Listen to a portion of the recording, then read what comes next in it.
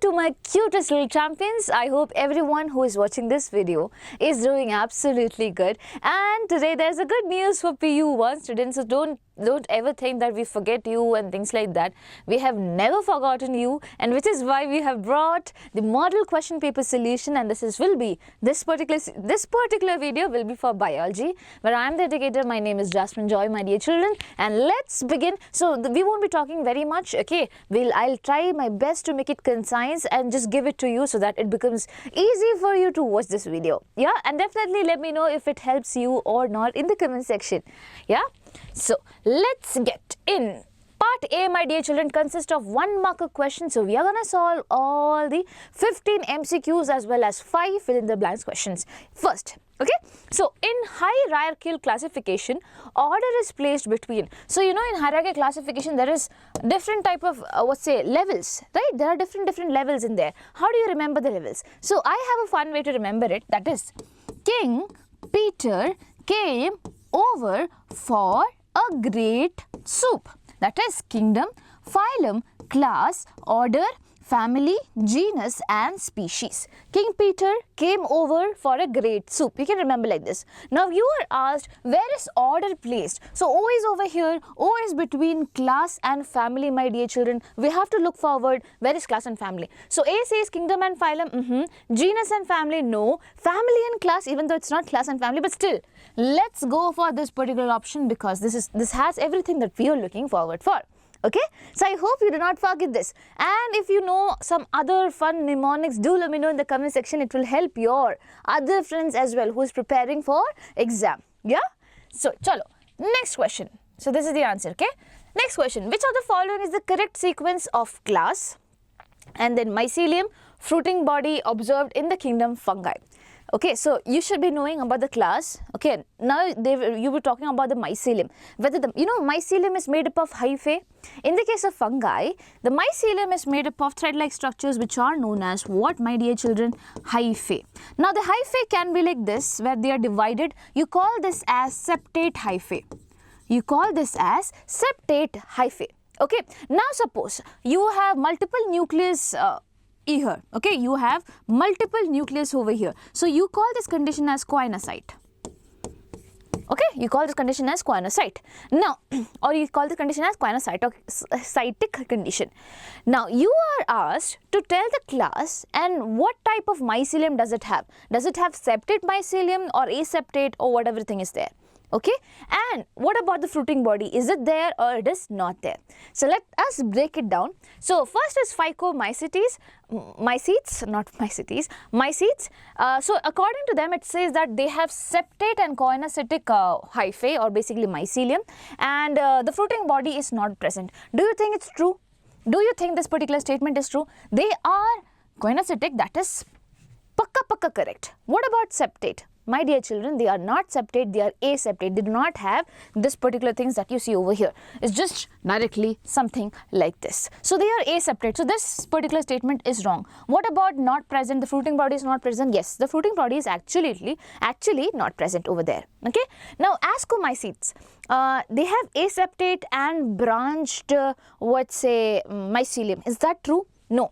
They are the ones that have septate hyphae. Okay, they have what? Septate hyphae. So this is again wrong over here. Azocarp is their fruiting body. This is correct. What about basidiomycetes? Here again aseptate and branch is being mentioned. Bacha, it's not aseptate, again it is septate. So here it was aseptate but they wrote septate. Here they are actually septate but they wrote aseptate. What about deuteromycetes? Over here they have mentioned septate and branched, and fruiting body is not present. Is it correct? It is absolutely correct. So they are septate, they have branches as well, they are branched, and the fruiting body is not present. So in 2 of them the fruiting body is not present. It is absolutely correct. Okay, 3 of them basically are actually septate, and 1 of them is aseptate, which is phycomycetes. Fine. So your answer becomes what? This.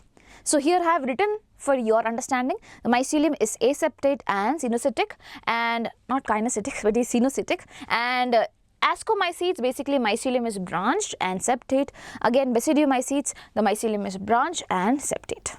Cool? Works? So this becomes your answer. Fine.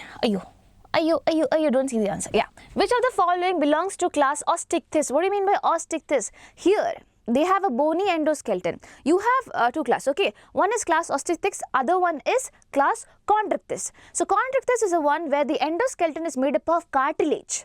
Okay, it is kind of brittle, it can be broken down very easily, okay. But in the case of Osteichthyes, the endoskeleton is made up of bones. Okay, not cartilage but a harder thing, that is bones, my dear children. And you are asked which of these fishes basically belong to class Osteichthyes. So you should be knowing about that. What do you say? Which of them belong to class Osteichthyes? So I say it is Exocetus, then you have Hippocampus, and then we have Clarius. These three things that you see over here, they belong to class Osteichthyes. Ma'am, how can we remember this? There is no way that you can take shortcuts over here. You have to anyhow remember it. Okay. Anyhow, you have to remember it. You can remember it like this, because it's not just these examples, there are more examples to it. So, I will tell you just a way, that is go through the pictures. When you go through the pictures, it becomes easy for you to understand and learn. Okay, so we think there is shark, right? Shark is there. We think shark's endoskeleton is made up of bones, but it is made up of cartilage. So when you see a shark, it's very huge, but inside it is just made up of cartilage, my dear children. So that's how when you see the pictures, it becomes more easy for you to understand and remember better. So I'll suggest you that. So over here, I'll say 2, 3 and 5 is the correct one. So an option that has 2, 3 and 5 will be what? B. So B is the correct option. But let's see about the other ones. So Osteichthyes, as I said, 2, 3, 5 is the correct one. They have bony fishes with skeleton made primarily of bone. Exocetus, that is flying fish. Hippocampus, that is the seahorse, my dear children. And Clarius, in your book it is megar. So basically it is catfish only. Okay, so either way you remember, it's good. So see, look at the pictures and it will be easy for you to remember. Yeah. Now you have Chondrichthyes, they are cartilaginous fishes. So over here other fishes that are given, for example, Scoliodon is being mentioned. Okay, what say, Carodon. Okay, I always mess it up. Yeah, the great white shark. All of them basically which are mentioned over here, they are what? They are Chondrichthyes. They come under class Chondrichthyes. Cool? Chalo. Next question. Okay, read the statements with regard to types, study of frog and select the correct answer from the following given option. Chalo.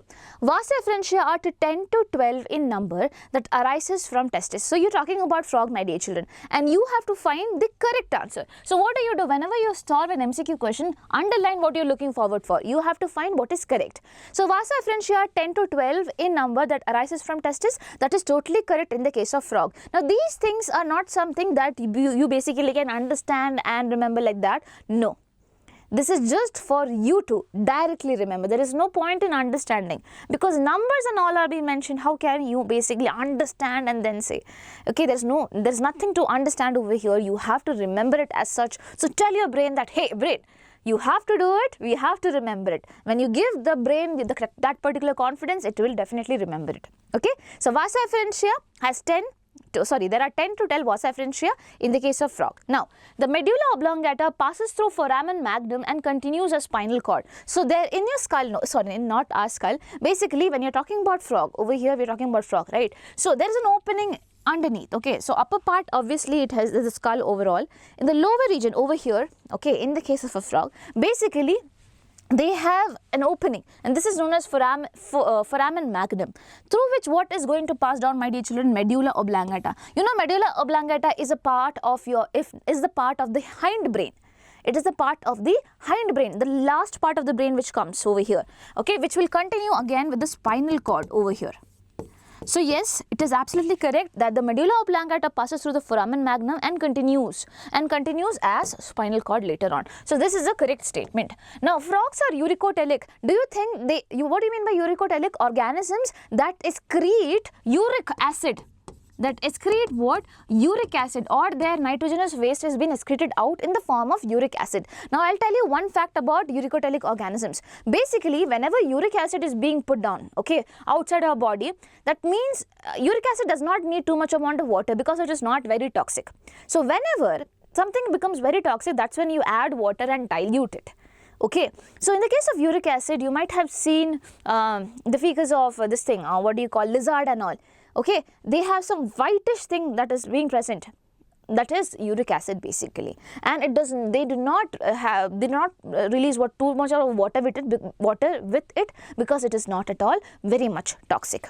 So what is very much toxic? Ammonia is very much toxic. So organisms living in water, they excrete in the form of ammonia. Okay, so they are ammonotelic. So they don't have any water crunches also. The water is there, they are in the water. So obviously they can afford to lose lots of water from their body as well. What about us? We cannot afford too much of water, but we can afford little bit. Alright, so we can excrete something that is less toxic, which is urea, my dear children. So we are ureotelic. We are what? Ureotelic. And same goes with frogs as well. Frogs are also ureotelic. So they live both on land as well as water, which is why they are ureotelic, my dear children. It's not that they are uricotelic. Please remember it. So this is a wrong statement that we are having over here. What about ovaries? Ovaries have no functional connection with kidneys. That is absolutely true. Ovaries are there for reproduction. Kidney is there for excretion. They have no functional connection, my dear children. So I will say statement 1, 2 and 4, three of them basically are correct. One is the third one is basically the false statement. So statement 2 and 3 are correct, while statement 1 and 4 are incorrect. Statement 1 and 2 and 3 are correct. No, third is not correct. Statement 1, 2 and 4 are correct, while statement 3 is incorrect. So this becomes your answer. My dear children, do not read just how I did. Okay, it's because I have read the questions previously. But for you, you might be reading the question for the first time. At that point, you might say, okay, 1, 2 is there. I'll just put the answer like this. No, you have to look carefully. Over here, 3 is mentioned and 3 is the incorrect statement. How can you give tick to that? So basically, just go through your questions really, really well before attempting it. Okay, even if you know the concept, sometimes during panic, no, we make lots of mistakes. So frogs are ureotelic, not uricotelic or ammonotelic. Now, talking about the next question. Okay.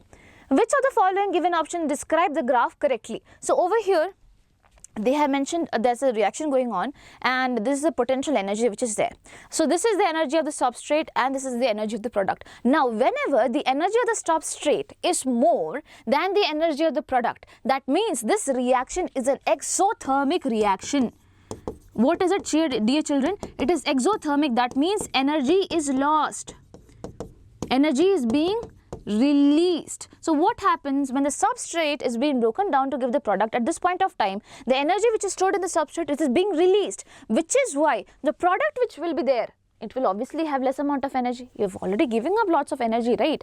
So which is why the product which is there, it will be having less amount of energy compared to the substrate from where it started. So this type of reaction where the substrate has more energy and the product has less, you call this reaction as exothermic reaction. Now, this next thing, so you know exothermic reaction is there. So we can eliminate 2 points. That is, wherever endothermic is mentioned, we can just eliminate those. Now we have a competition between B and D. Let's see. So here it said that A is in the presence of enzyme and B is in the absence of enzyme. And over here it is said that A is in the absence of enzyme and B is in the presence of enzyme. So what does this particular thing suggest? Basically, have you heard about activation energy? For a chemical reaction to start off, you need some bit amount of energy, that is activation energy. But listen to me carefully, okay? Whenever enzyme is there, it makes sure that the activation energy is way too less. That the activation energy needed to kickstart this chemical equation will be really, really less, because enzyme is there. Enzyme really fasten up things, lot of things. But when enzyme is not there, at this point of time, that you need higher activation energy. So this is what is being shown over here. So there is a less amount of activation energy over here. That means basically enzyme might have helped over here, whereas over here the activation energy is way too much, which is why we say that enzyme is not involved over here. So I will say A is in the presence of enzyme, whereas B is in the absence of enzyme. This becomes the answer. Cool? Chalo. Next. So next question. Identify the substages of prophase 1 with respect to the given features. First, thin thread chromosomes with a beaded appearance. Okay.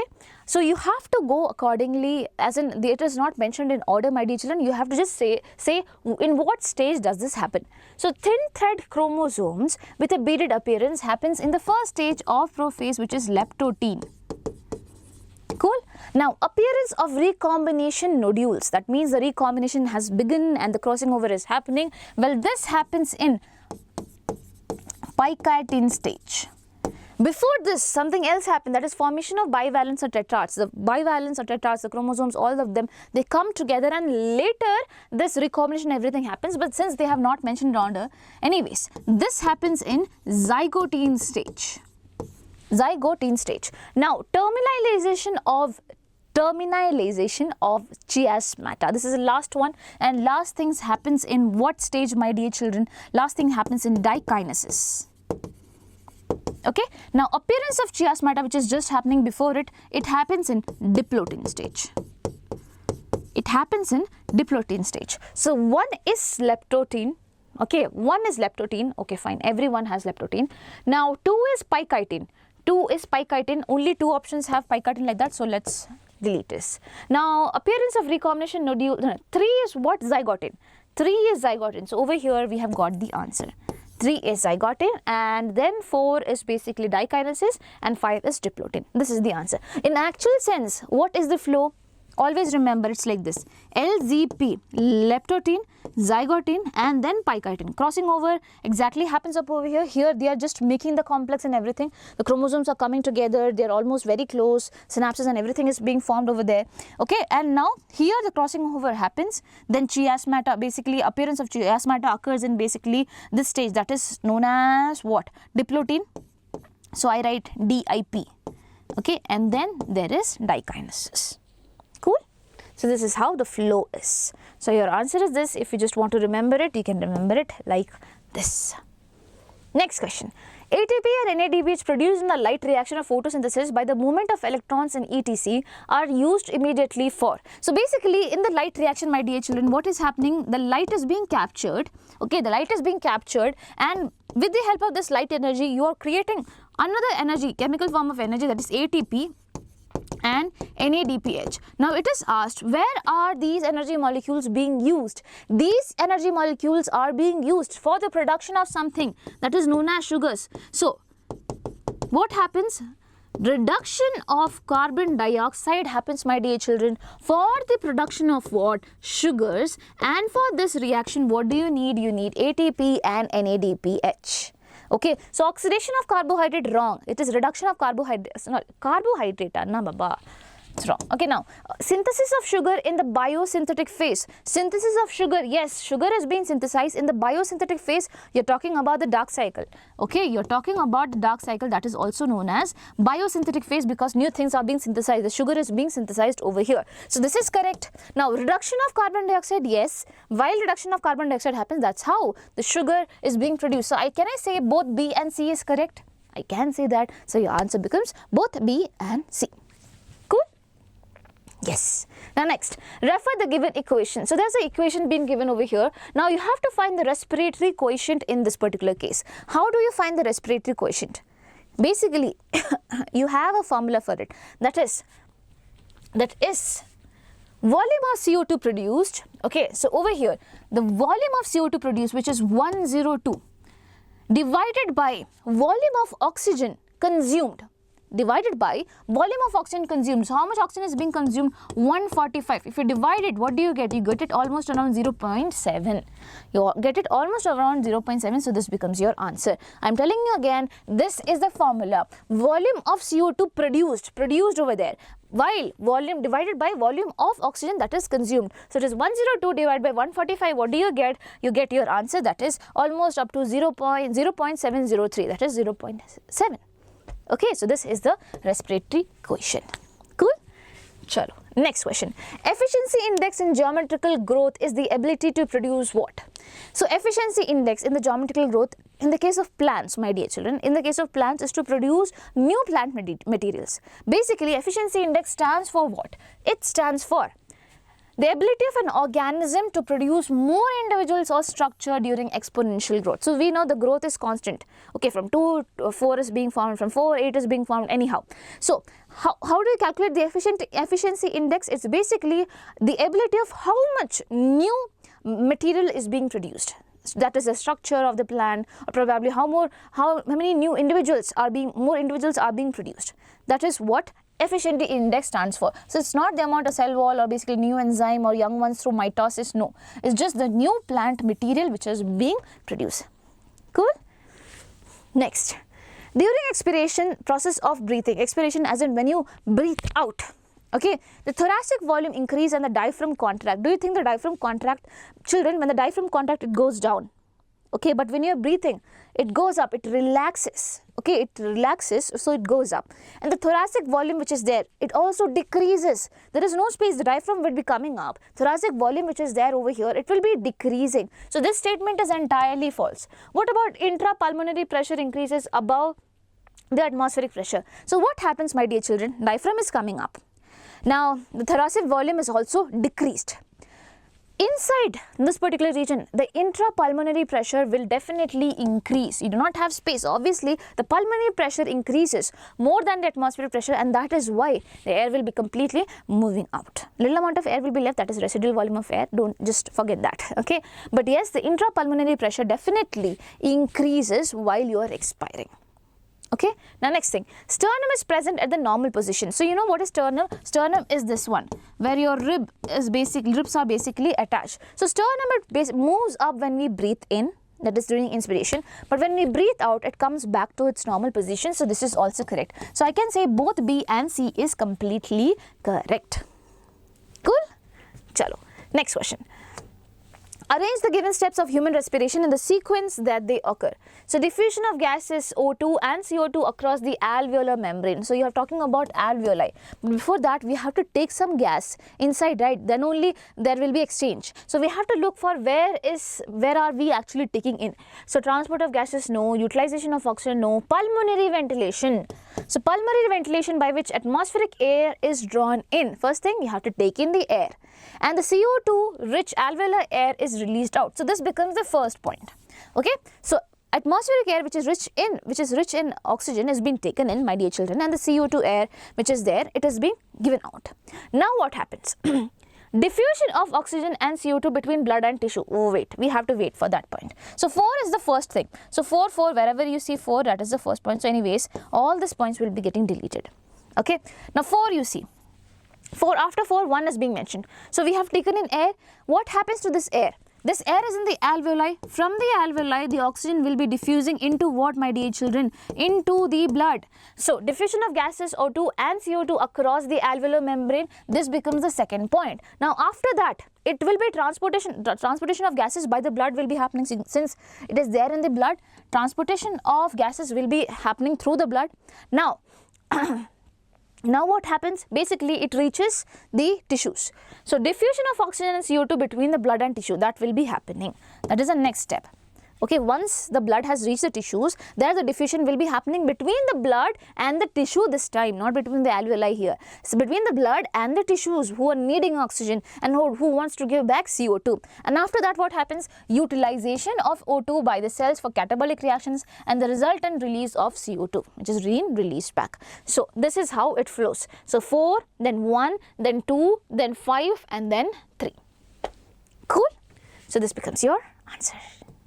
Now next thing, match the following column 1 with column 2. Easy question it is. Okay, you're talking about heart. So superior vena cava, my dear children, superior vena cava, vein, okay, it is carrying the blood towards the heart. Now vena cava are always going to carry deoxygenated blood. What blood? Deoxygenated blood. There is only one vein that carries oxygenated blood, and that is your pulmonary vein, which comes between your lungs and the heart. Over here, vena cava are the ones that collect blood from all the different parts of our body and brings back to the heart. What type of blood? Deoxygenated blood. So vena cava said we will divide our duty. There is superior vena cava and there is inferior vena cava. Inferior vena cava covers the lower part of the body, and superior vena cava brings the blood from the upper part of the body. So superior vena cava, can I say it brings the deoxygenated blood from upper part of the body to the right atrium, the right side of the atrium. That's where the blood is being coming. Okay, deoxygenated blood comes to the right side. Oxygenated blood comes to the left side. Always remember that. Now, inferior vena cava, it will be carrying from the lower part of the body. What about pulmonary artery? Pulmonary artery and pulmonary vein, that means you're talking about lungs and heart. So always remember, heart has left atrium, heart has right atrium, heart has left ventricle, heart has right ventricle. So from the lungs, blood, oxygenated blood always goes to the left atrium because it is screaming, la, oh, bring in oxygen, bring in oxygen. Okay, so this is what oxygenated blood. Okay, now here from left atrium it will go to the left ventricle, from the left ventricle it will be going to the body parts. Now the body parts, after receiving oxygen, they will give a return gift. What is that? Carbon dioxide rich blood. So this is known as deoxygenated blood, which will be going to the right atrium, not the left side. From the right atrium it goes to the right ventricle, from the right ventricle it goes back to the lungs again. Why? Because it has to get oxygenated back. This is deoxygenated, right? Now over here, whenever you're talking about lungs and heart, you have to mention vein and artery. Always remember, vein is the one that carries the blood towards the heart. Arteries are the one that carries the blood away from the heart. So over here it is carrying towards, so can I say it's vein? Yes. And since lungs is being involved, can I call this pulmonary vein? Yes. So this is pulmonary vein. Over here, from the right ventricle, things are going to the lungs. From the heart, away from the heart to the lungs. So this is an artery. Again, lungs is being involved. So this is what? Pulmonary artery. This will be what? Pulmonary artery, my dear children. Cool? Works? So, pulmonary artery, it will be carrying what? Deoxygenated blood. Yes. And pulmonary vein, it carries oxygenated blood. So, this is how you have to arrange. So, your A goes with 4. A goes with 4. You have 2 options. Eliminate the other 2. Okay. What about B? B goes with 3. So, you just have one option, that is B option, that is correct option. Cool? So, this is the answer. Next, choose the mismatched pair of nephron with its function. So, you have Bowman's capsule for glomerular filtration. Yes. In the Bowman's capsule, okay, the blood vessels which comes in, they will be filtering out things because it's coming under high pressure, and these capillaries will be having pores, which is why a lot of things will be coming in. This is known as glomerular filtration, and this happens in Bowman's capsule. Correct. PCT, that is proximal convoluted tubule. The next thing that comes after Bowman's capsule is PCT. Here reabsorption of sodium and potassium happens. Is it so? Yes, my dear children. I told you so many ions or so many amino acids, glucose, urea, everything comes because of the high pressure, and because they are small, they can easily pass through. Now what happens? Our body will be needing all this thing even though they have passed it unknowingly. Now when they need it, what happens? The blood vessels which moves through it will be reabsorbing this important things back. So reabsorption of Na+, that is sodium, and potassium happens in the PCT. This is absolutely correct. Okay, proximal convoluted tubule. Now what about DCT, that is distal convoluted tubule? Before that, between distal convoluted tubule and proximal convoluted tubule, you have something like this, that is known as loop of Henle. Okay, there is a loop, and that is known as loop of Henle, my dear children, and after which comes what? DCT.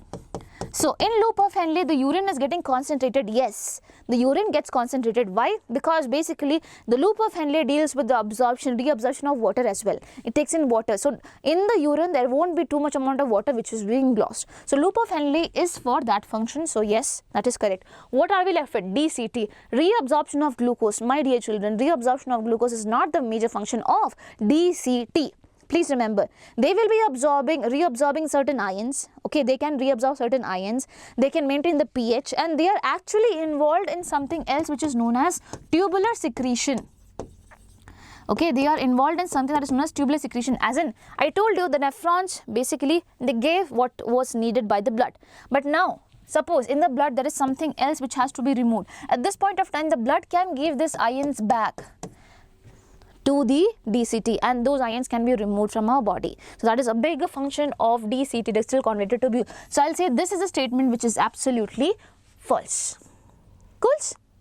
Next, select the correct statement regarding specific disorder of muscular or skeletal system. Okay, these are the disorders of muscular or skeletal system. So muscular dystrophy is age-related shortening of muscle. It's a genetic disease. Okay, it is a genetic disease and it has nothing to do with shortening of muscles. Osteoporosis, decrease in bone mass and higher chances of fractures in advancing age. Yes, that is osteoporosis. There will be decrease in bone mass. This is absolutely correct. But let's see the other thing. Myasthenia gravis, that is autoimmune disorder which inhibits sliding of myosin filaments. Again, wrong. It has nothing to do with sliding of myosin filaments. It basically goes and hampers. Okay, this is an autoimmune disorder where what happens, there are certain receptors on our body for something that is known as acetylcholine. Okay, this is a neurotransmitter. So this neurotransmitter is really important for the communication between the nerves and the muscles. So suppose these receptors are being hampered. Okay, these receptors are being damaged. Do you think the acetylcholine can come and bind over there? No. So in autoimmune disorder, that is myasthenia gravis, what happens? The receptors of acetylcholine, they are being damaged. Okay.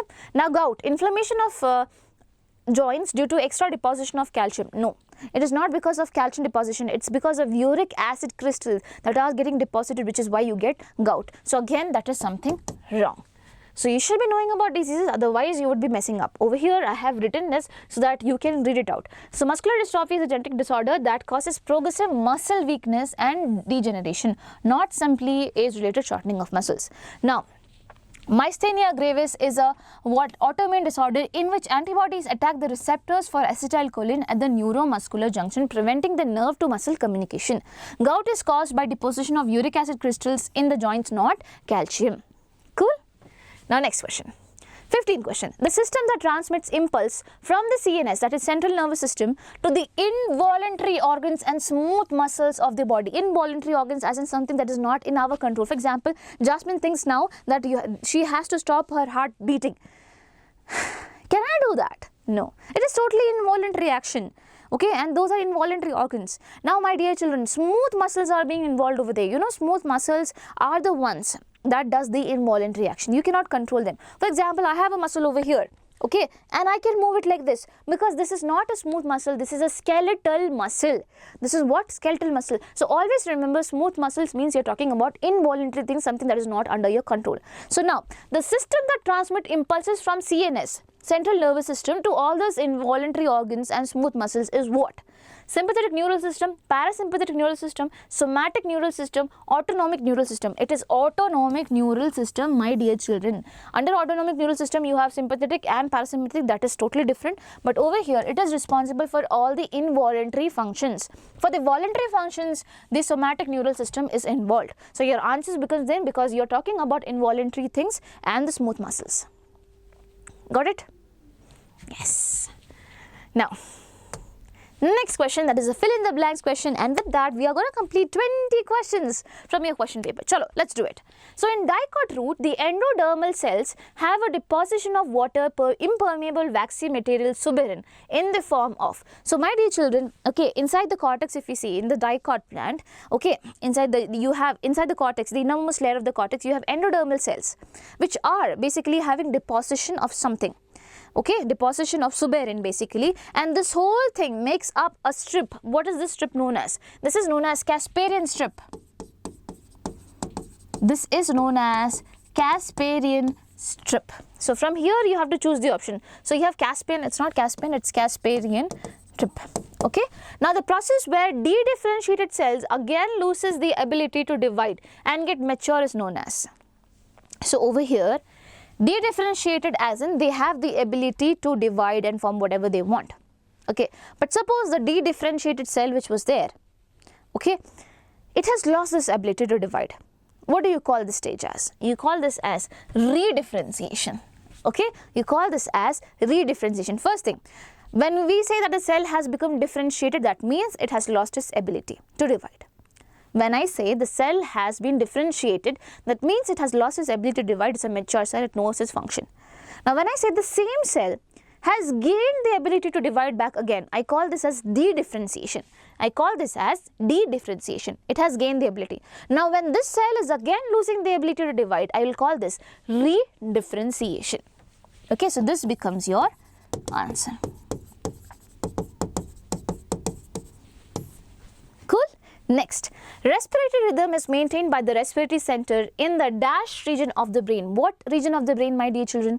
What region of the brain? So respiratory rhythm is controlled by the respiratory center which is there in the medulla region of the brain. You know, medulla oblongata is really important. It controls a lot of things, your heart rate, everything.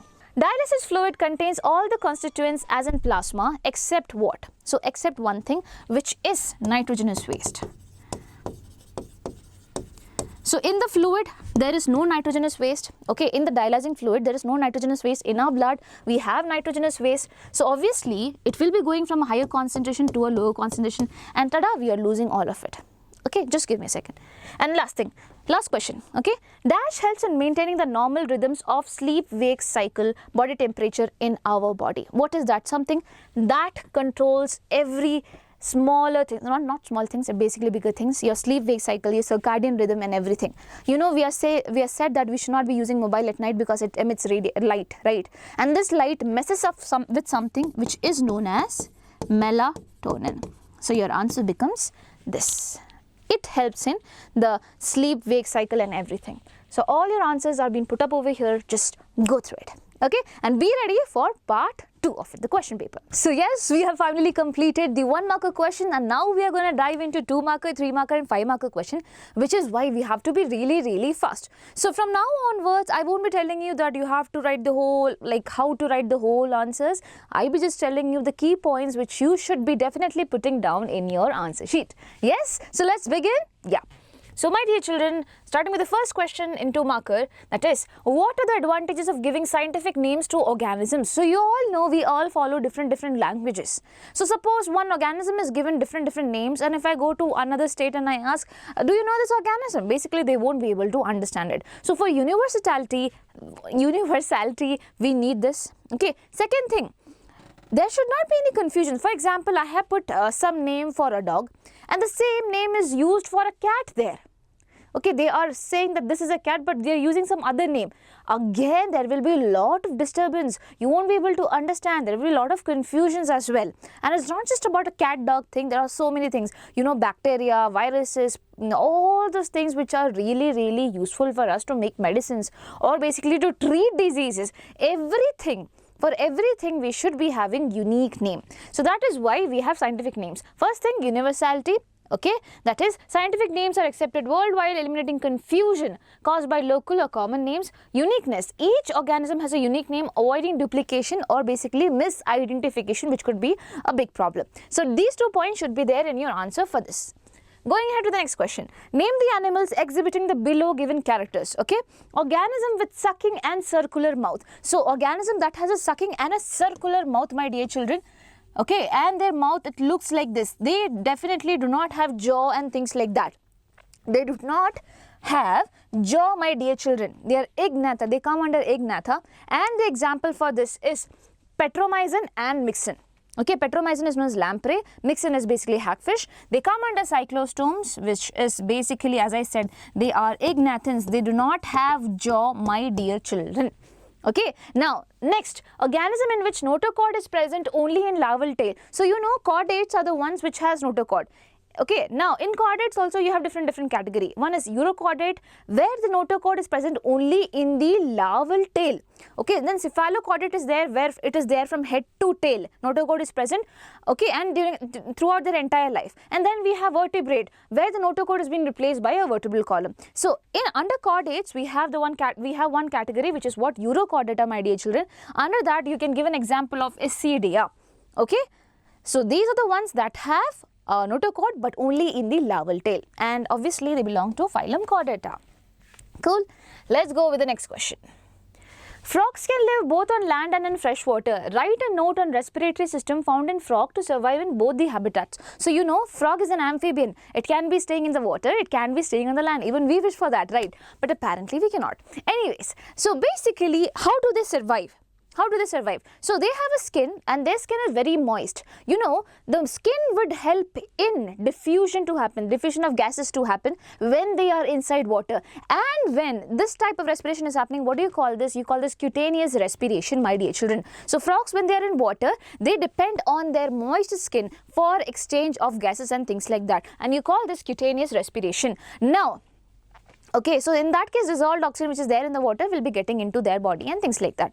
Now, if they are on the land, they can again rely on what, their skin, and also they have their lungs. When they do by lungs, you call this pulmonary respiration. Okay, so I was talking about land, right? So land, if they are present, they can respire through their skin, their lungs, and also through their buccal cavity. That is something rare, but yes, that also happens. So on land, the buccal cavity, skin and lungs acts as a respiratory organ, acts as the respiratory organs.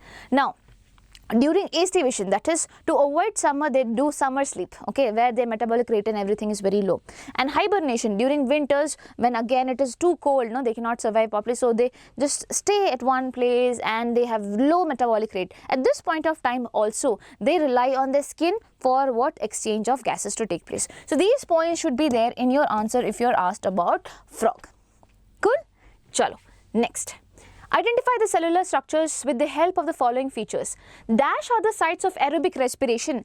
Aerobic respiration, that means you need oxygen for the process of respiration. What is respiration? Where the food, that is glucose, is completely broken down to give CO2, to give H2O, but along with it you get one more thing, and that is what? ATP, that is energy, my dear children. Now when I say aerobic respiration, it happens in the presence of oxygen. It happens in the presence of oxygen. But where does the aerobic respiration takes place in our body, my dear children? You need organelle which starts from M, and that is mitochondria.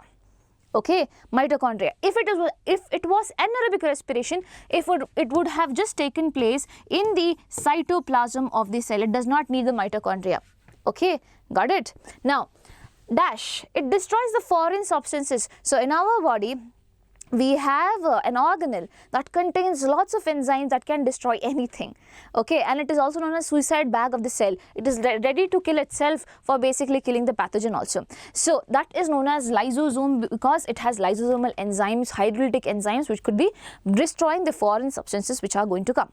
Now this gives turgidity to the plant cell. To the plant cell, the one that gives turgidity, that you have to maintain the shape and structure and things like that. Who is that?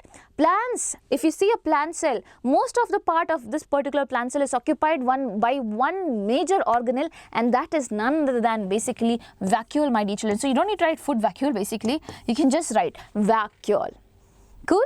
So now next, it initiates and regulates cell division. So cell division, for that what do you need? You need spindle fibers and things like that, which basically separates the chromosomes and all these things, right? So for that what do you need? You need centrosome, because centrosome is the one that has centrioles, which would be giving rise to what? Spindle fibers. Which would be giving rise to spindle fibers. Please note that centrioles or centrosomes are not present in the case of animal cell. Okay, they are not present in the case of animal cell. Cool? So these are the things that you need to write down. Chalo. Now, why is interphase of the cell cycle called resting phase? So you know, in the cell cycle, 95% of the time the cell is in this phase, which is known as interphase, my dear children. And rest 5%, 95% of the time it's there in this particular stage. Rest, it would be dividing. It is the M phase which is there. It is the M phase which is there where it actually divides, my dear children. So what exactly happens in interphase? Interphase is divided into different phases. One is G1 phase, then is S phase, then is G2 phase. So in G1 phase, basically the cell would be growing in size. The cell has to divide, right? So it will be growing in size, and certain organelles will also be getting duplicated because it had one cell. Now you are dividing and making two other cells, right? So obviously the organelles which are there in this cell has to get duplicated. So all this thing happens in the G1 phase. Then you have S phase, where the DNA which is there, that has to get replicated. Its copy has to be made. So DNA replication happens in S phase. Then you have what? G2 phase, where what happens? The proteins which are required, which would be required for cell division to happen, all these things and certain other organelles would also be duplicated. So why do you think interphase is actually known as resting phase? Because in here there is no cell division that is happening. Cell division happens only in the M phase, my dear children. So no active mitosis or meiosis occurs during this phase. Now what about metabolic activity? The cell grows, replicates DNA, synthesizes proteins, organelles, everything at this particular phase, and that is why it is very much important. It is resting, it is doing all this thing, it is not dividing. Cool? That is why it is known as resting phase. Chalo, next. You might be thinking it's doing a lot of work, still you're calling it resting phase. It's okay, it's taking a lot of time. If you say a cell divides within 24 hours, it takes one cell cycle take 24 hours. In that, whole 23 hours are taken by interphase, 1 hour will be given to the M phase. So you know how slow it goes. Okay? Now, abscisic acid is also known as stress hormone give reason. My dear children, abscisic acid is known as ABA. Abba. Okay, so there was a student of mine who gave me this. So when we are in stress, we pray, right? Similarly, ABA, we can remember whatever way you want to remember, you can remember. Okay, so yes, so abscisic acid is known as a stress hormone. Why? Because suppose I am a plant, I am in need of water, I do not have water at all. At this point of time, obviously if my stomata is open, water will be lost, right? At this point of time, who should be active? Abscisic acid should be active and giving the signal that, hey, stomata, you have to be closed, such that the water loss could be prevented. So in a condition where there is drought and things like that, where there is too much water scarcity, at this point of time, abscisic acid plays a huge role, my dear children. Now, second thing, if there is a seed, and the seed does not have a favorable condition to develop, to germinate. For example, if at all it germinates, it won't be able to survive because there is lack of nutrient or probably water or things like that. At this particular point of time, I do not want germination to happen. I want the opposite thing to happen, that is dormancy. I want the seed to remain in a state of low metabolic activity, or that is known as dormancy, my dear children. And who induces it? It is abscisic acid. It is protecting the plant against the stress that can be caused. So abscisic acid is known as a stress hormone because it induces dormancy. It helps plants survive unfavorable conditions by inhibiting growth and the seed germination when it is not needed. Now, regulates stomatal closure as well. During drought or water stress, ABA causes stomata to close, reducing the water loss. Okay, so it helps the plant cope up with environmental stress like drought, cold, salinity, everything. Chalo. Children, I hope you're understanding. Yeah, definitely let me know if you're understanding in the comment section. If you think that this session is useful for you, I want to know that. Okay, now define tidal volume and residual volume. Now this is a straight question given from your NCERT, my dear children. Okay, what do you mean by tidal volume? The volume of air inspired or expired during a normal respiration, the amount of air, the volume of air that you are inspiring, you're taking in or you're giving out during a normal cycle of respiration. So it is approx 500 milliliter, my dear children. That is, a healthy man can inspire or expire approximately 6,000 to 8,000 milliliter of air per minute. How much? 6,000 to 8,000 milliliter of air per minute. So the volume of air inspired or expired during a normal respiration is approx this, but a healthy man obviously can go up to 6,000 to 800 milliliter of air per minute. Now talking about the residual volume. So whenever I'm saying, hey you, expire, just breathe out. So do you think you're breathing all the air out of your body? No, my dear children. If you do so, your lungs and everything will collapse. So there will be obviously some amount of air that will be still left back, and this is known as residual volume of air.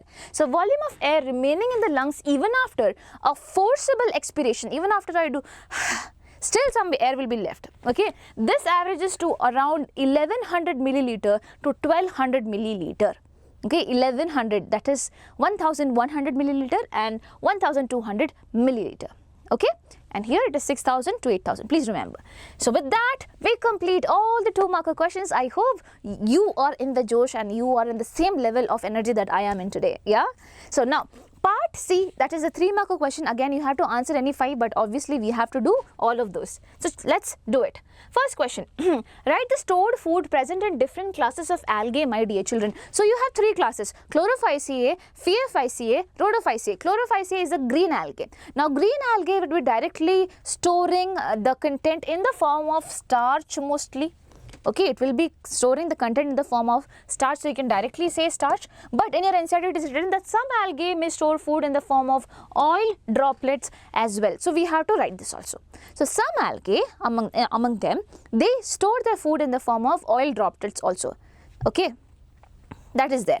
Now next, Phaeophyceae, that is the brown algae. Now over here the food is stored as complex carbohydrates which may be in the form of laminarin or mannitol. Now mannitol is a sugar alcohol, it has some alcohol content also. Okay, so laminarin and mannitol. Children, there is no way we have to remember it LM, okay, or ML. Either way, whatever you want to remember, mother-in-law, or whatever you want to remember, you can remember. Okay, so chlorophyceae stores in the form of starch, phaeophyceae stores in the form of complex carbohydrates, which is like laminarin and mannitol, and you have rhodophyceae, which is a red algae. It stores the food in the form of fluoridine starch. It is more complex. Okay, it is what? Fluoridine starch, my dear children. It is a different type of starch, which is very similar to amylopectin and glycogen in structure. So just a extra thing that is given from your NCERT itself. I just copied and I put it over here because you need answers from your NCERT only. Okay, so chlorophyceae, starch, phaeophyceae, you have laminarin and mannitol, and rhodophyceae, what do you have? You have fluoridine starch. Works? Chalo. Next question. The tissue between the upper and the lower epidermis of the leaf is known as mesophyll. So if you have a leaf, my dear children, if you cut it open and you see it sideways, okay, this is the leaf, I cut it and now I am seeding through the sideways. So I can see the internal structure of the leaf. So I will be finding an upper epidermis layer and the lower epidermis layer. In between this, it is said that there is something that is known as mesophyll layer. Now, write the type of cells found in this tissue in a dicot leaf. So in a dicot leaf, things are different. What happens in dicot leaf? In dicot leaf, we can find two types of cells. One is palisade parenchyma and the other one is spongy parenchyma. Palisade parenchyma are like this. They are elongated and they are kind of stack-like structures which are very close to each other, and they have high amount of chloroplast, my dear children. In a leaf, the most amount of chloroplast is found in the palisade parenchyma. Now just below the palisade parenchyma, you will be having oval-shaped or round-shaped spongy mesophyll cellular layer. Again, it also has chloroplast, but not as much as palisade mesophyll. So this is about a dicot leaf. In dicot leaf, the mesophyll is divided into two types. Palisade, where elongated cells arranged parallel to each other and are rich in chloroplast are present. Okay, now spongy parenchyma, loosely arranged cells, oval or round in shape with air spaces for gaseous exchange. So they have air spaces, my dear children. They are loosely arranged as I made over here. Okay, and they are for gaseous exchange, whereas the upper ones are for photosynthesis to happen. Cool. Now, mention any two anatomical differences between a dicot leaf and a monocot leaf. The first difference that I can tell you right away is that in the case of a monocot leaf, they do not have this differentiation of palisade parenchyma and spongy parenchyma. It's just there. It's just mesophyll and it's just there. Okay, so dicot leaf, mesophyll is differentiated into palisade and spongy parenchyma. Monocot leaf, mesophyll is not differentiated into palisade and spongy layers. Now, talking about the veins, the venation that is there, if you have seen the leaf, it can look like this. We always make diagrams like this and all, right? So this type of venation, my dear children, is known as reticulate venation, even though I drew very bad, but still. Now there is one more type of venation where the lines are just parallel to each other. This is known as parallel venation. So in the case of dicot leaf, they show reticulate venation, okay, where there is network like vein arrangement, whereas when you talk about monocot leaf, what do you have? You have parallel venation. The veins run parallel to each other. Cool? Done? So these are the two anatomical differences between a dicot leaf and a monocot leaf. Going ahead with the next question. Draw and label the parts of an organelle responsible for trapping light energy essential for photosynthesis in plants. What is this particular organelle that I am showing you over here? This is none other than your friend chloroplast. And what does chloroplast do? It traps light energy because it has some pigments which is known as chlorophyll pigments. How do you draw it? Basically, you can do like this. Make one line over here and make something like this. Now this is the outer membrane. It is a double membrane structure, so it will be having two membranes, my dear children, outer and inner membrane. Now over here you make coin-like structures which you call as thylakoid. What do you call? Thylakoid. Each one of them is known as thylakoid. Now thylakoid, basically when it comes in stack, you call this as grana. Now one thylakoid is attached to another thylakoid with the help of something that is known as stroma lamellae, my dear children. Okay, now the area which is left, okay, this area which is left, this is known as stroma. What do you call? This is known as stroma. Over here, this area will be having lipids, will be having starch and lot of other things as well. So you have to mention all these things. Now chlorophyll pigments which are there, they are mostly found on the thylakoid. Cool? Will you be able to draw it? It's easy. So mention everything, that's all. Fine. Chalo, next. Plant cell undergoes cytokinesis by a different mechanism than in animal cells. Substantiate. What do you mean by cytokinesis? For example, there is a cell. Now this cell has to divide into two cells. So this is known as cytokinesis, okay, division of the cell. Now this is kind of different in the case of plant cell and different in the case of animal cell. I'll just tell you, listen to me. Over here, see this picture. Suppose this is a plant cell. What does the plant cell do? Basically, there's something from here. Okay, just a second. Yeah.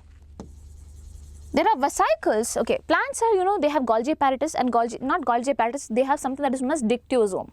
Okay, they have a transformed version of it which you call it dictyosome. Anyways, suppose it's Golgi apparatus. Now Golgi apparatus are someone that releases lots of vesicles, my dear children. These vesicles would be coming and fusing over here and forming something that is known as cell plate. What is it known as? Cell plate. This cell plate will be moving in either direction, towards this side and this side, and hence cutting the plant cell into what, my dear children? Into two cells. Cool. So cell plate formation happens in the case of plant cell. But what happens in the case of animal cell? What happens in the case of animal cell? The cell which is over here, it will come inside. It will look something like this. And from here they will pinch away. Now why this is not possible over here? Because they have a cell wall. Now the cell wall, I cannot pinch it in. Cell wall is very thick structure, right? Obviously I cannot pinch it in. So this is cell furrow formation, whereas this is known as cell plate formation. So you have to talk about that. Cytokinesis in plant cell, there is cell plate formation. What happens over here? A cell plate forms at the center of the dividing cell. Okay, Golgi derived vesicles, or basically the vesicles that you are getting from Golgi containing cell wall materials fuse at the equatorial plane, as in the middle plane. Okay, now cell wall formation starts in the center of a cell and grows outwards to meet the existing lateral walls. It meets the other walls which are already present over here. Now cytokinesis is an animal cell. Here the appearance of a furrow is there in the plasma membrane, because they just have the plasma membrane, so there will be a furrow appearing in their plasma membrane, my dear children. The furrow gradually deepens and ultimately joins in the center, dividing the cell cytoplasm into what? Two. Separation. The membrane eventually splits, forming two daughter cells. That's all. Easy? It's easy, no? Yes. Chalo.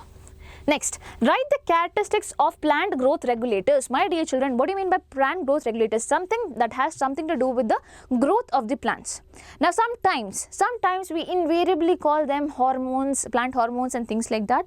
But plant growth regulators can be any chemical substances, okay, which has an impact on the plant's growth. So plant growth regulators are small, simple molecules of diverse chemical composition. Now you are asked about writing the characteristics of them. So how can I write? Basically you can say that they have growth promoting and growth inhibiting function. Over here we are actually talking about hormones, but what to do? We do not have anything else as well in your NCERT. So growth promoting regulators, we have three hormones, that is auxin, gibberellin and cytokinin, my dear children. Auxin, what does it do? It promotes cell elongation. So the cell is like this, it elongates the cell. Then root initiation and apical dominance. What do you mean by apical dominance? That means it allows the plant to grow like this. It does not allow the lateral things to be formed over here. It wants the plant to grow upwards like this. This is known as apical dominance. Okay, that is done by auxin. What about gibberellin? Gibberellin, G stands for gibberellin and G stands for germination. So whenever you want the seed to germinate into a new plant, you have a high amount of gibberellin over there. So basically it stimulates cell elongation, stem elongation, along with that seed germination, and also it helps in blooming of the flowers. Okay, now you have cytokinin. Cytokinin, the name suggests cytokinesis and things like that, where the cell was dividing. So this hormone is responsible for the division of the cell. Now whatever you see over here, cell elongation, stem elongation, seed germination, cell division, all of them, they are growth promoting, my dear children. So they are growth promoting regulators. Talking about growth inhibiting regulators, you have two. One is abscisic acid and the other one is ethylene. You know about abscisic acid, I already told you. Whenever there is stress, at this point of time, does not allow the plant to grow. So basically it is inhibiting the growth, right? It induces dormancy. So opposite of it is done by this. So it was inducing germination, but here it is doing the opposite, that is dormancy. It closes stomata during drought and things like that. So this is abscisic acid, even though it's doing a negative function, but it is doing for good. And sometimes some people in our life do good things in our life, but we do not realize it, just like how abscisic acid does. Now ethylene. So ethylene is the one that ethylene is in the form of gas, my dear children. First thing, it's a gaseous hormone. Now what does it do? It helps in fruit ripening, leaf abscission and things like that. So you might have seen, if you put a ripened banana in between all the other bananas, they will also get ripened. Why? Because this gas is being released over there. Cool? Yes. So you might be thinking, why is ma'am going so fast? Because I know there won't be anyone who would be watching long videos, and I know you will be tired. Even I am a person who do not watch very long videos until and unless it's very I don't know. Anyways, chalo. So you have to draw a neat diagram of nephron. What is nephron? It is a filtration unit of the kidney, my dear children. How can you draw a neat diagram of a nephron? This is a diagram that is given in your NCERT. Now, if you're someone who is finding it difficult, I can explain it to you. Make the Bowman's capsule first. Okay. Now, this is the bowl. Spill some noodles. This I have done for 10th graders. Okay. Spill some noodles. Then again, make another bowl. This big bowl, this bowl is going to be really big. Okay.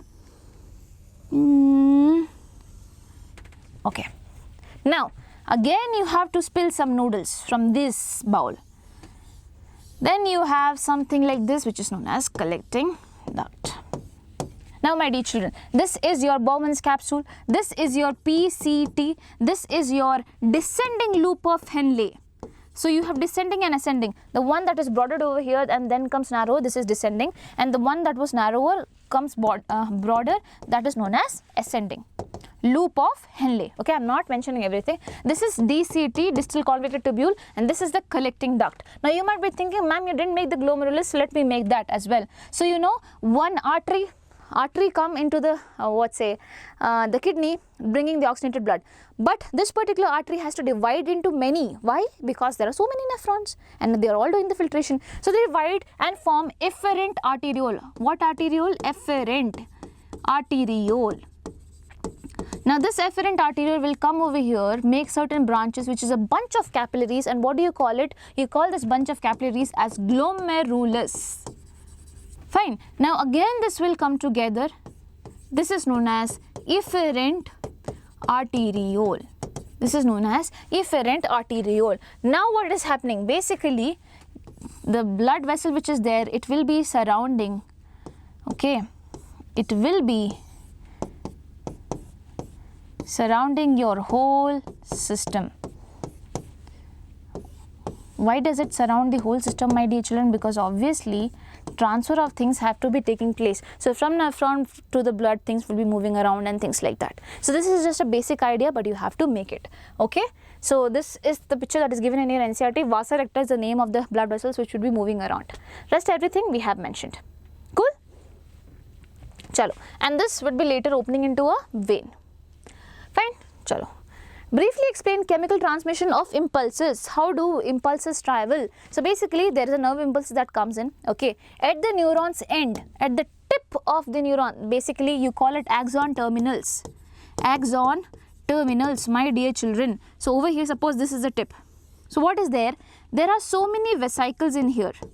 There are so many vesicles in here which carries the neurotransmitters. So when the impulse come, basically these vesicles are being released. These vesicles releases the neurotransmitters which comes in between. In between what? So this is the end of one neuron and this is the beginning of another neuron.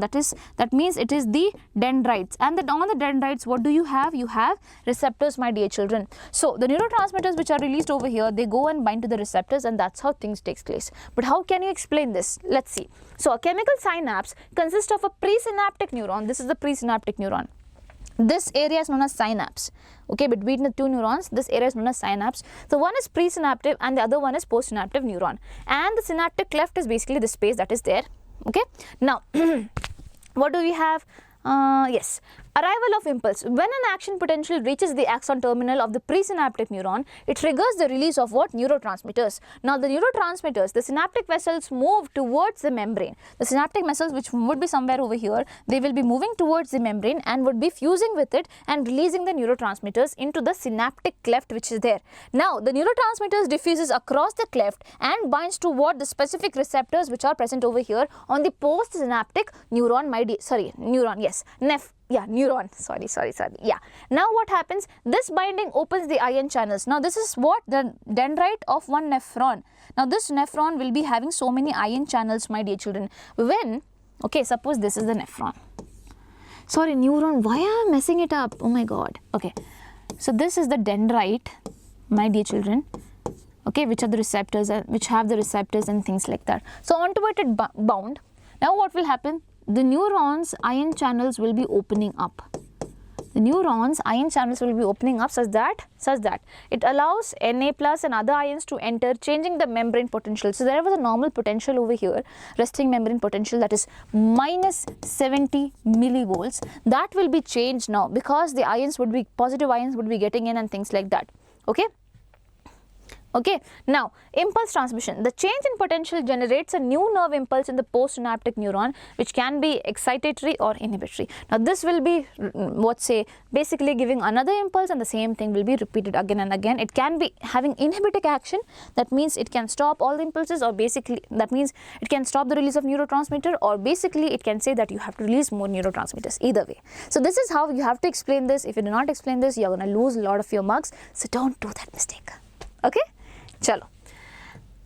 Now, part D, the 5-marker question, you have to answer any 4.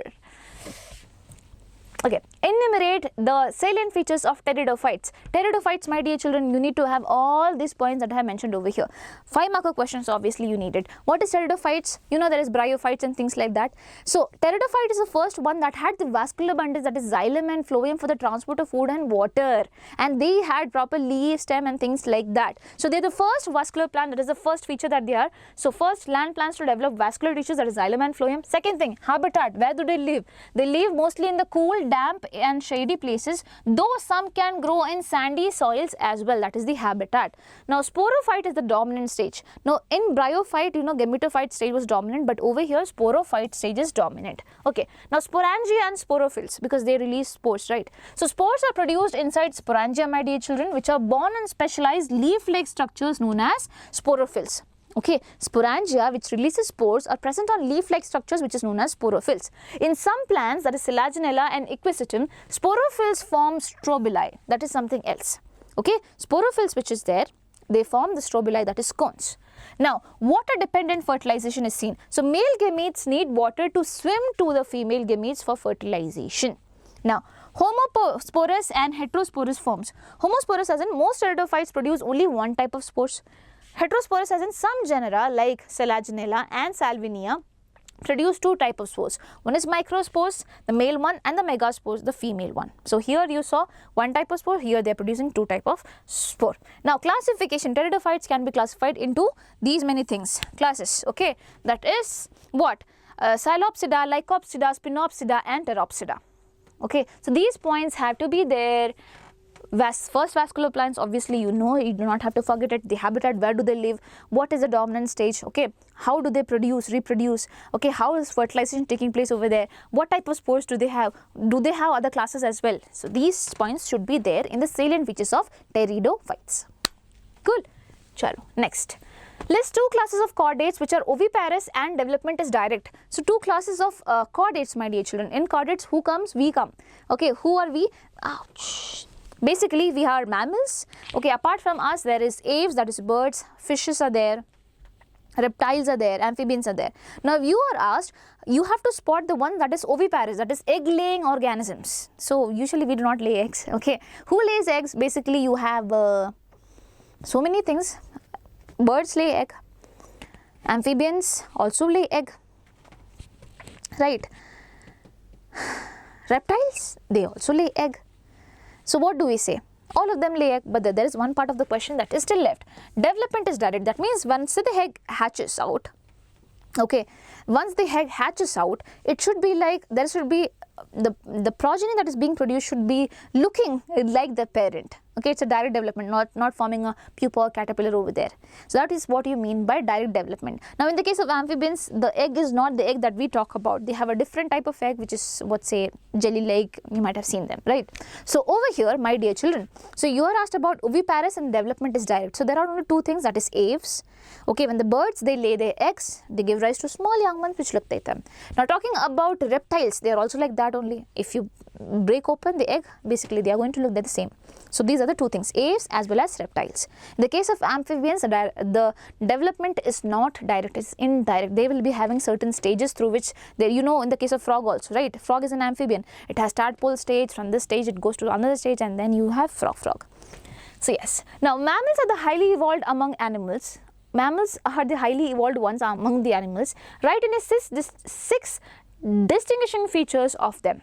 Okay, you have to write 6. I have put almost 1, 2, 3, 4, 5, 6. Yes. So milk producing glands are there, my dear children. First thing, very unique. That is why we say mammals, because they have a mammary gland. Okay. Second thing, the body structure. So they have 2 pairs of limb. I'm talking about us, okay? Adapted for different activities like walking, running, climbing, burrowing, swimming, whatever you want to do, you can do with the limbs, the 2 pairs of limbs that you are having. Now, skin and the external features. Mammals have hair on their skin, again something that is not seen on other organisms. And most have what? External ears. The pinna, do you see? That is also there. Now, teeth and circulatory system, they have different type of teeth in their jaws. If you see, we have canines, molars, premolars, heterodont dentition you call it. So, we have different type of teeth. What about our heart? We have 4-chambered heart, my dear children, which has a clear differentiation of oxygenated and deoxygenated blood, which is not again found in lots of organisms except birds. Birds also have 4-chambered heart. Now, respiration and body temperature. Mammals breathe through lungs. We have lungs, we breathe through them, and we are warm-blooded animals. What do you mean by that? Basically, we maintain a constant body temperature, but we are not dependent on the temperature outside. Our body will always have a constant body temperature because the enzymes and everything has to work in that temperature. So this is known as homothermous, or basically warm-blooded nature. And yes, that's all. Now, reproduction. You know, mammals, they have separate sex. Their fertilization is happening internally. That means egg and the sperm will be fusing inside the body of the female. And okay, and are mostly viviparous. What do you mean by viviparous? We give birth directly to the young ones. That is known as viviparous. We don't lay eggs usually, except for a few like platypus and echidna, they lay egg. Okay, so development is direct. There is no larval stage up over here. So these are the features that you need to write. Okay, please write in points. Please make a point and then write against it. It will be easy for you to recollect things and relate with yourself. Okay, because we all are mammals. Now write the floral characters and the floral formula of family Solanaceae. Now here in this family, who comes, my dear children? Your potato and things like that comes. Okay, so if you're asked to write the floral characters and the floral formula, you have to go like this. So flower, if you see, my dear children, it is bisexual. Oh, sorry, floral characteristics. First thing, inflorescence, if you talk about that, the flowers, how they are. So they can be solitary, that means only one flower at the tip of the stem that is there, like that. Okay, it can be axillary as well. Okay, the axil from here also they can give rise to a flower, or it can be cymose, as in solanum. Okay, cymose, basically that means they have at the tip also and laterally also they have flowers up over here, my dear children. Now flower, if you talk, they are bisexual, that means they have both the sexes in one particular plant, in one particular flower. Okay, and actinomorphic, that means if you try to cut the flower, you will be getting same by doing in multiple planes. This is known as actinomorphic, or you call this radial symmetry. Either plane you cut, you will get equal halves. Now calyx.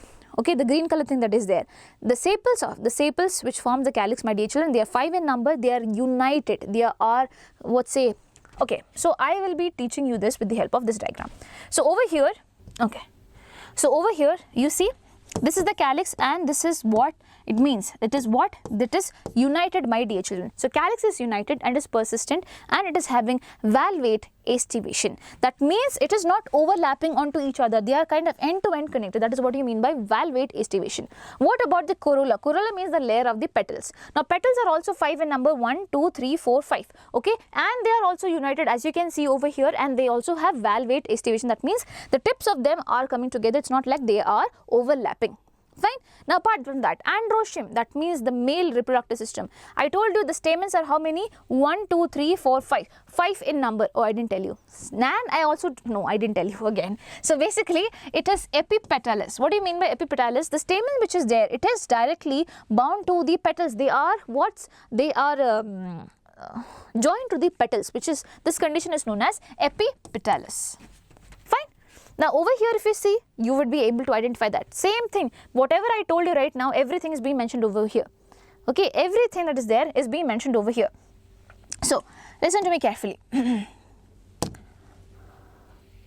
Okay, first thing, they are actinomorphic. Okay, they have radial symmetry. That is why there is a cross like this. Whatever plane you cut, it will be giving you equal halves. Now this is bisexual flowers, both male and female is there. Now K for calyx, my dear children, and 5 is mentioned. That means 5 of them are there, and since 5 of them are together, you put a bracket. Okay, you put a bracket. What about this was calyx. Okay, now talking about corolla, again 5 petals are there, they are all united, so which is why you put again a bracket over there. Now when you talk about the androecium, you have 1 2 3 4 5, again you put 5, but are these 5 fused? No, they are fused with the petals, which is why the corolla and this is being linked like this. Cool. Now you have what? Gynoecium. Gynoecium is bicarpellary, that means there are 2 set of carpel. Okay, obligately placed syncarpus. These carpels which are there, my dear children, which will be seen over here, they are kind of fused. They are bicarpellary and it is fused, my dear children. Okay, now talking about the ovary that you are having, talking about the ovary is superior, as that means, okay, above everything, my dear children, comes the ovary. That is what you mean by superior ovary. That is being mentioned by the dash like thing over here. Okay, it is bilocular. That means the locules which are there, they are 2. This is one locule and this is the other locule. You have 2 locule, 1 and 2 locules. Okay, now the placenta is swollen with many ovules and it is axile placentation that is being seen. What do you mean by axile placentation? The placenta is in the middle like this. This is known as axile placentation and it is having a cut also like this. Okay, now on this particular placenta, what is being attached? So many ovules are also being attached. So many ovules are also being attached. Now fruit, if we say it's berry or capsule, and the seed, as I said, it will be many ovules are there, that means many seed will be there, and it is endospermous. Okay, endosperm is still persisting there. Cool, works, ready, chalo. So this was the whole floral formula. Again, I just said bicarpellary, so 2 is there, and one more thing, the carpels which are there, they are fused, which is why there is a bracket again. Only the petals are only the androecium is the one that is not fused, which is why it is separate. Rest all of them are fused. So 5 5 5 5 5 and then 2. Cool, it's easy. Chalo, next, given below are the sketches of cell A and B. Which one of these is a plant cell? Give reason in support of your answer. Chalo, I am going to just directly say that this is the plant cell. Why, my dear children? Because plant cell is the one that will be having what? Cell wall. There's an extra layer over here and that is a cell wall, and they also have very big vacuole which is pretty much visible over here. So that is the reason for it. Now list the cell structure which are common to both the cell types. The cell structure, you have cytoplasm, cell membrane, apart from cell wall. Okay, what does the plant cell have extra as an extra thing? They have plastid. Okay, they have cell wall and they would be having big food vacuoles and stick like that. They also have vacuole, but it is kind of small. Okay, so that is the difference between them and them. And the animal cell, they have centrioles, but the plant cell does not have centrioles or centrosome, my dear children. So apart from that, you can write all the other things. So reason, the cell with the cell wall and a large central vacuole is a plant cell, that is cell B. Now reason, plant cell have cell wall, a large vacuole for storing water and chloroplast is also there for photosynthesis, which are absent in what? Animal cell. Yeah, I missed that. The plastid is basically chloroplast. Yeah. Now cell membranes, what is common? Cell membrane, cytoplasm, nucleus, mitochondria, ribosomes, endoplasmic reticulum, smooth and rough endoplasmic reticulum, Golgi apparatus in animals, and dictyosome in plants. It's the same thing, just have different names and slightly different structure as well. But yes, it's found in both the plants. I just want to mention, if at all you say, ma'am, Golgi apparatus is not there in the plants. So just to make it clear. Now, the structure that is found only is being mentioned. So only in animal cell you have what, my dear children? Centriole or centrosome. So centrosome has a centriole, but basically in the case of animal cells they have it, but in the case of plant cell they do not have it. Okay, chalo. Instead they have something else for giving rise to spindle fibers, which is known as MTOC, microtubule organizing complex. Yes. Now gives a schematic representation of glycolysis. So this is how you have to make it a copy from your NCERT, my dear children. What do you start with? Let's start with glucose. So you know, glycolysis is basically breakdown of glucose into what? Pyruvate. So first we have glucose. Glucose is a 6-carbon compound, my dear children. This glucose has been added by 1 phosphate on the 6th position. So you call this glucose 6-phosphate. Now since this is not much very reactive, we want a reactive thing. So that for that we convert glucose into fructose. So now it is fructose 6-phosphate. Over here 1 ATP is being used, please remember that. 1 ATP is being used directly over here. Now what happens to this fructose 6-phosphate, my dear children? We add one more phosphate group over there. Until now we added 1 phosphate by giving 1 ATP, right? So it's what fructose 6-phosphate. We got it. Now we are adding one more phosphate group to the fructose. So what happens? It is becoming fructose 1,6-bisphosphate. Bisphosphate as in 2 phosphate group are being present. Still there is 6 carbon only. Okay. So here again you need ATP. Now again when you use the enzymes to convert it, this fructose 1,6-bisphosphate, this is a 6 carbon compound. It is being broken down to 2 things. One is triose phosphate, that means a compound that has 3 carbon and phosphate group also, which is glyceraldehyde 3-phosphate, my dear children. So glyceraldehyde 3-phosphate is a 3 carbon compound.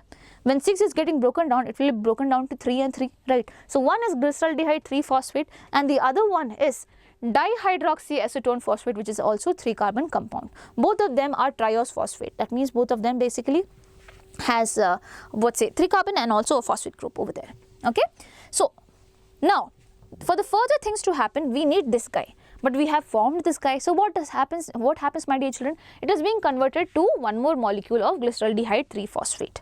It is being converted to one more molecule of glyceraldehyde 3-phosphate. And again, if you expend some amount of energy, okay, over here basically you're making energy. But anyways, so here you're taking the 2-triose bisphosphate. 2-triose. You converted this also, right? So now you have 2-triose bisphosphate. That is 1,3-bisphosphoglyceric acid. 1,3-bisphosphoglyceric acid. Okay. You're not combining it. If you're combining, there is no point. I am telling you're taking 2 molecules of this. It's the same thing. You're taking 2 molecules of the same thing. That is why it is mentioned 2-triose bisphosphate. So over here 1,3-bisphosphoglyceric acid again is treated. Now we got again 2-triose phosphate, that is 3-phosphoglyceric acid, my dear children. Again when you break it down, you get 2,2-phosphoglycerate. Again when you break it down, you get 2-phosphoenol pyruvate. Okay. Then what happens? You get at the end 2-pyruvic acid. Now pyruvic acid is a 3 carbon molecule, my dear children. From 1 glucose you got 2 molecule of pyruvic acid. That is what is meant over here. By 2 they are meaning that only. Okay. So please remember that this thing you have to draw and you have to remember. Do you want a trick to remember it? Do tell me in the comment section. I can give you a trick. I can make a 5-minute video on it. Easy trick. But if you want so. Okay. So yes. Now next thing. Joints are essential for all type of movements involving the bony part of the body. We have joints, that is why we are able to move, right? Now based on this, mention the types and their location in the human body. Okay, let's start. So first one that we have is fibrous joint. So fibrous joint is the one that does not allow any movement. So in between the skull bones, no, we have fibrous joint that does not allow any movement. Okay, so this type of joint is shown by the flat skull bones which fuse end to end with the help of dense fibrous connective tissues in the form of sutures to form cranium, that is the skull. Now cartilaginous joints are present in between the vertebral column and things like that. Okay, so why? Because we can move easily, we can bend down easily because there are cartilaginous joints between the vertebral column. The bones involved are joined together with the help of cartilages. The joint between adjacent vertebrae in the vertebral column is of this pattern and it permits limited movements that you can see. Now synovial joints is there, where, my dear children, in between 2 things you have synovial fluid cavity. So synovial joints are characterized by the presence of fluid-filled synovial cavity between articulating surfaces of 2 bones. Between 2 bones you have synovial fluid. Over here in your knee, it's there. Now such an arrangement allows considerable movement. These joints helps in locomotion and many other movements. Ball and socket joint, okay, ball and socket, hinge joint, pivot joint, gliding joint and saddle joint are some examples. Okay, so you can just remember it. Where are they present also? Please remember it and just write it. Okay, so these are the major things and then comes all these things. Chalo, next.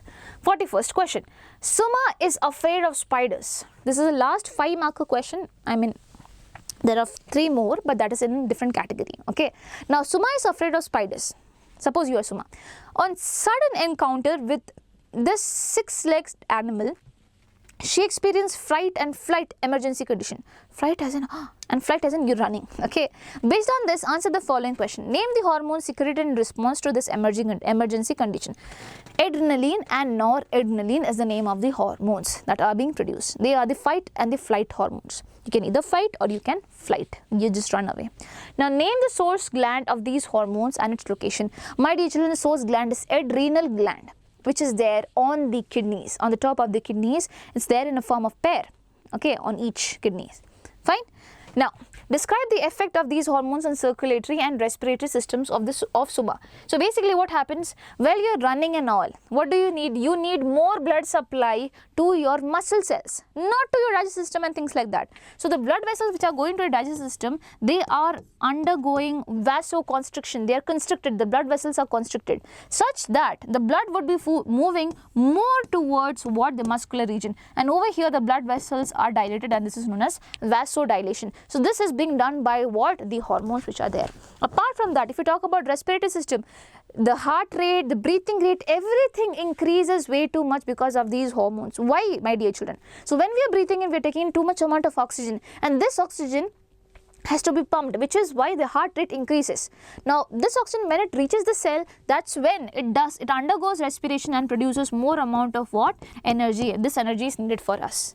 So that is the use of adrenaline and noradrenaline. You can write the answer like this. Hormones secreted in response to emergency condition is adrenaline and noradrenaline, also known as epinephrine and norepinephrine. Source gland and its location. These hormones are secreted by adrenal medulla, my dear children, a part of adrenal gland, and adrenal glands are located above the kidneys, one on each kidney. Now talking about the circulatory system, increases heart rate and blood pressure to supply more oxygen and nutrients to the muscle, causes vasodilation in the muscle and vasoconstriction in the digestive organs. Now respiratory system, increases breathing rate to take more oxygen and also dilates the bronchioles to better airflow, things like that. Cool? Chalo. Now next thing. 5-mark question, you have to answer only one. We have 3 questions. Give reasons for this. Both starch and cellulose are polysaccharides. Okay, I think we can, okay, no. Okay, both starch and cellulose are polysaccharides, that means they are carbohydrates and they are made up of multiple sugars. But iodine gives color test with starch and not with cellulose. So the thing is, starch is having a helical structure. Okay, it has having a helical structure to which easily iodine can come and bind and give out the color. But when you talk about cellulose, it has a linear structure. There is a structural difference which causes this. It has a linear structure and the iodine cannot come easily bind over here and give the color. Now proteins are heteropolymers. What do you mean by heteropolymers? Polymers are something that is made up of small monomers. When the monomers, they come together, my dear children, you call this as a polymer. Now when do you call it heteropolymer? When these monomers are different. So obviously, why do you call proteins as heteropolymers? Because they are not made up of single type of amino acid. There are multiple amino acid 1 and then amino acid 2 and then amino acid 3, or it can be same also, either way. So proteins are called heteropolymers because they are made up of different type of amino acids. Okay. Now presence of malodate inhibits the activity of succinate dehydrogenase enzyme. Now succinate dehydrogenase enzyme is really important in Krebs cycle. Now what does malonate come and do over here? So malonate basically fights with succinate. Okay, fights with a molecule that is succinate to go and bind to the active site of the enzyme succinate, okay, succinate dehydrogenase. So there's an active site through which it can come and bind, and then only the whole process start. But malonate guys come fast and it comes and binds over here, such that this guy cannot come and the whole process of whatever has to happen would not be happening. Okay, that is how it inhibits. Now, why do lipids whose molecular weights do not exceed 800 Dalton come under acid insoluble fraction, that is macromolecular fraction? We will keep this question for late. Last question. In solutions of different pH, the structure of amino acid changes. Why so? Because amino acid, my dear children, it has an amino group and also a carboxylic group. So in different pH, what happens? It either loses hydrogen or it gains hydrogen. In that case, basically the structure of it also changes. So over here, this is the answer. First thing, iodine test for starch, not cellulose, because starch has helical structure whereas cellulose is linear. Proteins are heteropolymers because they are made up of 20 different type of amino acids. Okay. Now malonate inhibits succinate dehydrogenase. How? Because it resembles succinate, on which it has to act. okay, and competes for the enzyme's active site, blocking the Krebs cycle. Now, lipid is macromolecular fraction. In the macromolecular fraction, why it is found in the, its weight is only 800 Dalton, but still it is found in macromolecular fraction. Why? Though small, they form large aggregates, okay. Though they are small, they are going to form larger aggregates, my dear children. They form membranes and things like that, making them behave like a macromolecule. Individually, if you see, they are small, but they are making big things, which is why, okay, when you try to separate them, basically it appears to be like macromolecules, okay, big molecules. Now, amino acids change structure with pH. Why? Acidic, it gains H plus, becomes positively charged, okay, in acidic pH. In basic pH, it loses hydrogen, okay, and becomes negatively charged. So this is why the structure is being changed. They are getting positively and negatively charged. Obviously, the structure would also be changing, okay. Yes. Next question. Study the schematic representation of Calvin cycle and answer the question that follows. Okay. Now, which is the primary CO2 acceptor? What is the primary CO2 acceptor? So, there is an enzyme which is the primary CO2 acceptor, and what do you call this? Ribulose 1,5-bisphosphate. What do you call it? Ribulose. Is the answers being mentioned like this? No, I have not put the question answer together. So, it is ribulose 1,5-bisphosphate, which is the primary CO2 acceptor. Now, name the enzyme required for carboxylation. Is the same enzyme that is required for carboxylation. Name the compound obtained from carboxylation. This phosphoglycerate, my dear children. Okay, what do you call it over here? 3-phosphoglycerate. 3-PGA is mentioned over here. So, primary CO2 acceptor is ribulose 1,5-bisphosphate. Enzyme required for carboxylation is ribulose 1,5-bisphosphate. Carboxylase, oxygenase. Sorry, I just messed up. Just a second. So, this is not the enzyme. I have messed up big time. How did I mess up? Okay, so basically, this is the compound that is there, ribulose 1,5-bisphosphate. Now, the enzyme which is there, which does this reaction of carboxylation and things like that, what do you call this reaction? What do you call this enzyme? Rubisco. Okay, what do you call it? Rubisco. Okay, which is ribulose 1,5-bisphosphate, carboxylase or oxygenase. So, either it can combine with it can reduce carbon dioxide, or basically it can react with oxygen also. When it reacts with oxygen, it becomes a huge task. Okay, it leads to photorespiration that is not really good for the plants. So, yes. Now, over here. So, compound formed after carboxylation is 3-phosphoglycerate. After carboxylation, the compound that is being formed over here, that is what? 3-phosphoglycerate, my dear children. Please don't do the mistake that I did. Okay.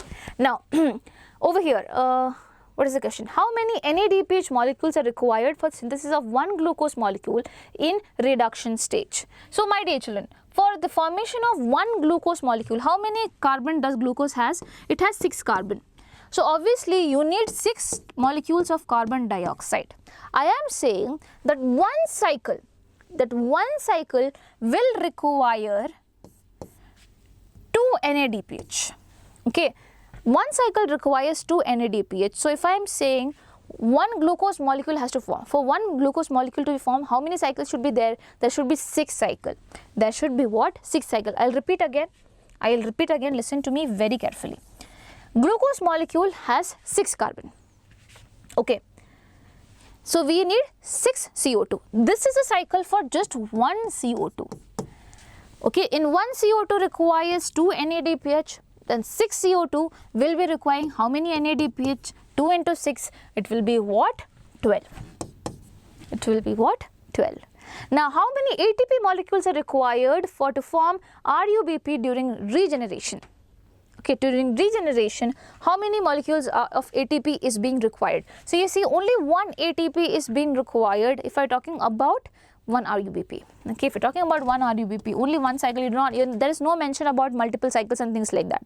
It's just said how many ATP molecules are required to form RUBP during regeneration. So, it is just one ATP that is being required. If you are asked about 6 cycles, then it will be 6 ATP, but you are not asked, so just write 1 over there. Okay, works. So, this is the answer. Please do not forget this enzyme and this compound's name. Chalo. Next, the last question that we have over here. A heart patient underwent an ECG. In his ECG report, time period between QRS complex was more than normal. Okay, the time period between the QRS which was there, the spike which is there, okay, it was more than normal. Based on this, answer the following questions. So, mention whether his heart rate is high or low than normal. So, since it is said that in between the QRS, this is Q, this is R and this is S, basically what is happening, in between this, the time period is more than normal. Okay, between one and the second one, it is more than normal. So, you are asked whether this heart rate is high or low than normal, my dear children. This heart rate is low. That means your heart is beating slowly. The heart rate is low. So, you call this as bradycardia. Okay, you call this bradycardia. So, over here I can say explanation, the heart rate is lower. The time period between QRS complex represents the interval between consecutive heartbeats. If the interval is longer than normal, it means the heart is beating more slowly, resulting in a lower heart rate which is known as bradycardia. Okay, now next question. What is the importance of QRS complex with respect to electrical activity of the heart? So, what is the importance of it? QRS complex, what does it represent actually? If this is QRS complex, my dear children, what does it represent? It represents the ventricular depolarization. That means you are talking about contraction of the ventricles.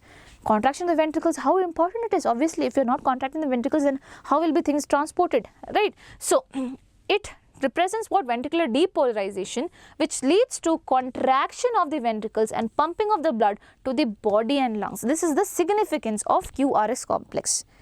Okay. Now you are asked one more thing, and that is what does P and T waves represent in ECG, echocardiogram? In that, what does P and T represent? So, you know this is for ventricular contraction. So, before ventricular contraction, what do you need? You need atrium to contract, and P represents that. So, P wave represents the electrical excitation or depolarization. You call this what? Depolarization of what? Atria, which leads to contraction of both the atrium. Whenever depolarization happens, electrical polarization, excitation happens, at this point of time, depolarization is happening. That means it is getting contracted. Now, who is getting contracted? Atrium is getting contracted.